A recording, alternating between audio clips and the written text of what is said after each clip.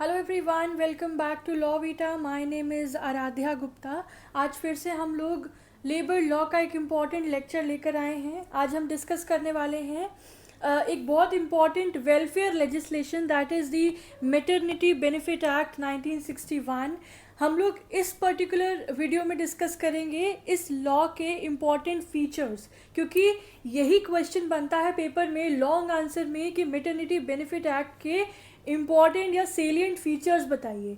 ठीक है, तो देखिए ये जो मैटरनिटी बेनिफिट एक्ट है, ये एक्ट वर्किंग वुमन के मैटरनिटी राइट्स को प्रोटेक्ट करता है, उन्हें फाइनेंशियल और मेडिकल सिक्योरिटी प्रोवाइड करता है ताकि वो अपने मदरहुड को डिग्निटी के साथ इंजॉय कर सकें, है ना। तो ये जॉब सिक्योरिटी इंश्योर करता है, फाइनेंशियल बेनिफिट्स प्रोवाइड करता है to all the working woman, medical assistance provide करता है, ठीक है। Allows the woman to recover and care for their newborns without economic hardship, ठीक है। बिना किसी पैसे का चिंता करे हुए या अपनी जॉब सिक्योरिटी की चिंता करे हुए वो अपने न्यू बॉर्न की रिकवरी और केयर कर सकें। ये एक्ट इस चीज़ को इंश्योर करता है। एंड कुछ नोटेबल अमेंडमेंट्स भी इसमें किए गए थे ताकि जो इसका ऑब्जेक्टिव था इस लेजिस्लेशन का, उसको और स्ट्रेंथन करने के लिए। तो चलिए एक एक करके हम लोग इसके की फीचर्स डिस्कस करते हैं। तो द फर्स्ट इज एप्लीकेबिलिटी, यानी कि ये किस पर अप्लाई होता है। So this act applies to the establishment with 10 और मोर एम्प्लॉयज़। तो ये अप्लाई होता है उन सभी इस्टेब्लिशमेंट पर जहाँ 10 या उससे ज़्यादा एम्प्लॉयज़ हैं, जैसे कि फैक्ट्रीज़ हो गई, माइंस हो गई, प्लांटेशंस हो गए, शॉप्स हो गए, गवर्नमेंट ऑफिसेज हो गए।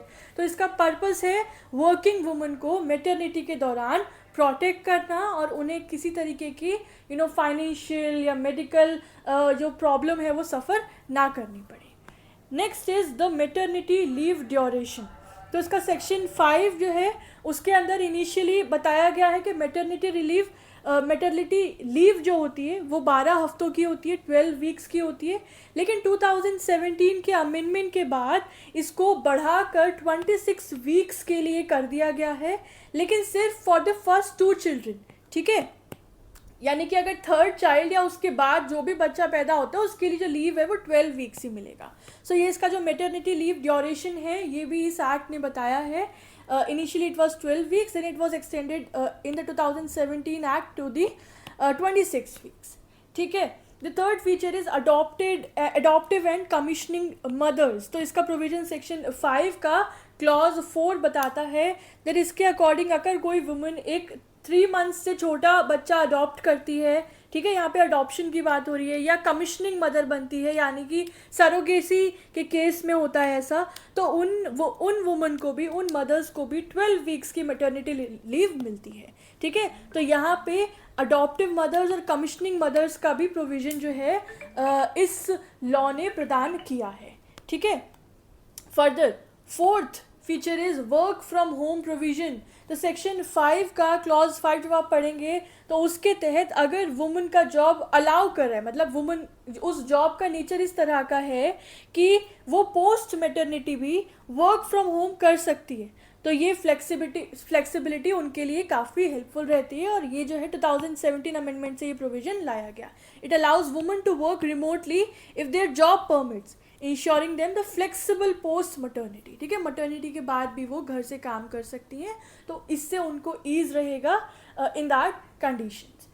Fifth feature is क्रैच facility, very important. तो सेक्शन 11A जो है वो क्रैच फैसिलिटी के प्रोविजन को बताता है। इसके मुताबिक अगर किसी इस्टेब्लिशमेंट में, किसी फैक्ट्री में 50 या उससे ज़्यादा एम्प्लॉयज़ हैं, ठीक है, तो एम्प्लॉयर को क्रैच फैसिलिटी प्रोवाइड करनी होती है, या बेसिकली बच्चे के जो मतलब झूला वगैरह की फैसिलिटी होती है वो सब, ठीक है।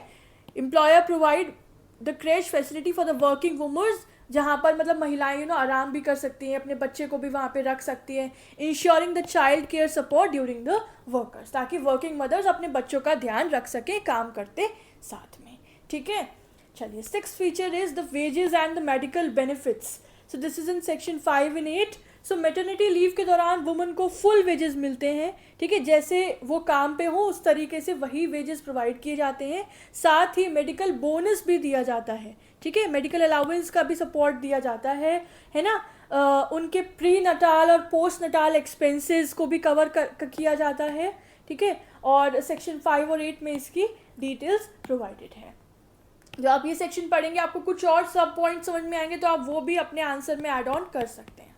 हम आपको की फीचर्स बता रहे हैं कि ये इसके फंडामेंटल एंड सीलियंट फीचर्स हैं. The seventh feature is the job protection. So this is in section 12. तो सेक्शन 12 के अंदर एम्प्लॉयर, सेक्शन 12 कहता है कि एम्प्लॉयर किसी वुमन को मेटर्निटी लीव के दौरान टर्मिनेट नहीं कर सकता है. राइट. तो इसका ऑब्जेक्टिव रहता है महिलाओं का मेटर्निटी के दौरान उनका जॉब सिक्योरिटी इंश्योर करना, है ना. Job security and work place equality ensure करने के लिए ये प्रोविजन जो है वो ऐड ऑन किया गया है. एंड यही सारे रीजंस है that maternity benefit act becomes such an powerful act for empowering women in making them assured regarding their equality in workplace and regarding their security of job. The eighth feature is prohibition of hazardous work. This is in section 4. तो section 4 कहता है कि employer किसी pregnant woman को hazardous या dangerous काम assign नहीं कर सकता है. That could negatively affect their health. The ninth feature, the penalties for violations. तो काफ़ी सारे प्रोविजन है इंक्लूडिंग सेक्शन 21 जो पेनल्टीज़ के बारे में बात करता है कि अगर एम्प्लॉयर इस एक्ट का वायलेशन करता है, employer makes any non compliance of the provisions of this act, तो उस पर फाइन या इम्प्रिजनमेंट जो है वो लगाया जा सकता है. Ensuring the strict enforcement of the law.